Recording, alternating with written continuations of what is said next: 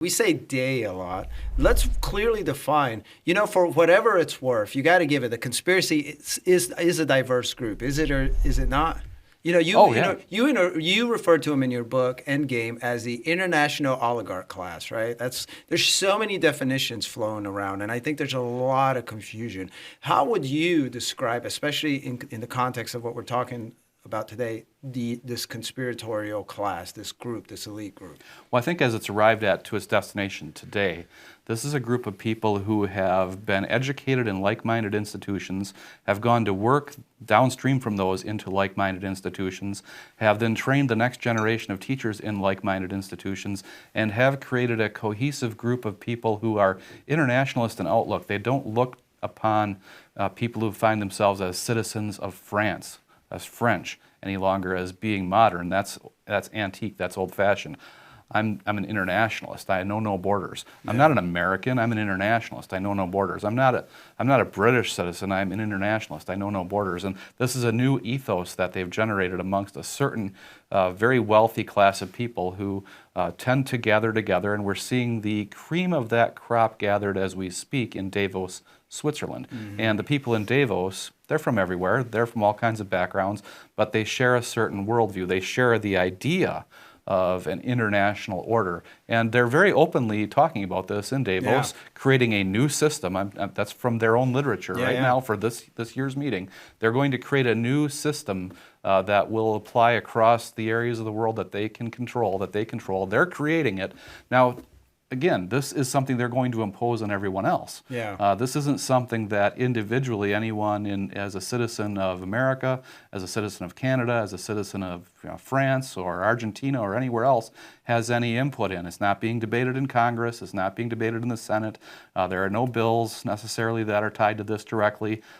These people are doing that because they have a worldview and the power to make that worldview their reality and then fasten it upon us. And one of the tools they use is create these divisions through collectivism that gives them the power to manipulate people. Can I just add something to that? And that is, I think there's an additional dimension to this that bears mentioning, and that is that it's not just about politics and economics and sociology and all that good stuff, although, for some it may be.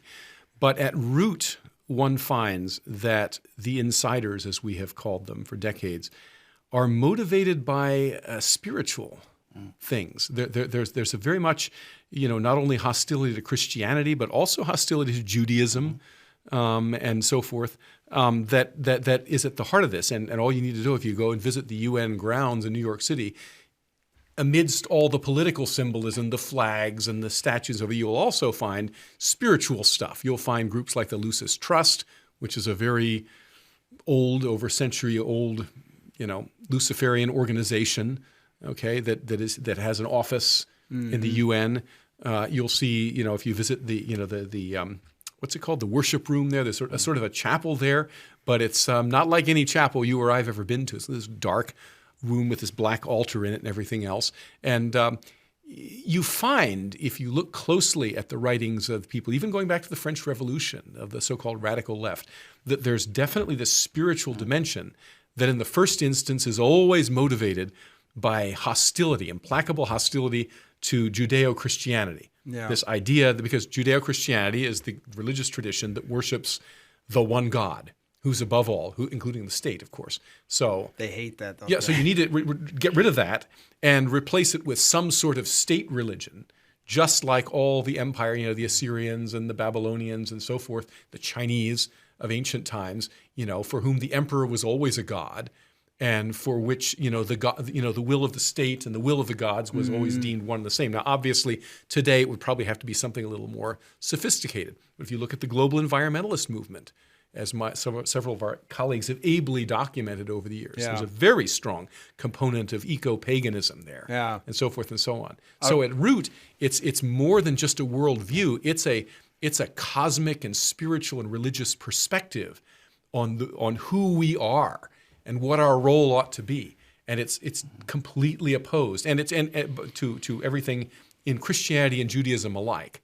Okay, and moreover, it is organized and purposeful. It's not just sort of happening by by accident, which is why we call it a conspiracy, unblushingly. You know, and the Judeo-Christian tradition lands importantly on a very important place, and that is the individual relationship to God and the salvation of the individual soul, in the Christian terms, through the salvific mission of Jesus on earth. So if we're to take the Christian component of that, we come down very firmly upon the individual, which is, again, the religious foundation for the idea that the individual is the ethical repository of rights and responsibilities, which is diametrically opposed to the internationalist ethos, which Steve is bringing up in the religious sense.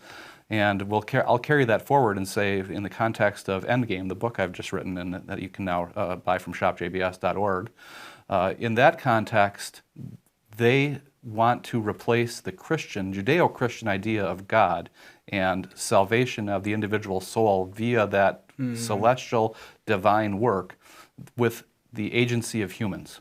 And that's the point of what the technocrats among the intellectual oligarchy class are getting to when they say the singularity is near.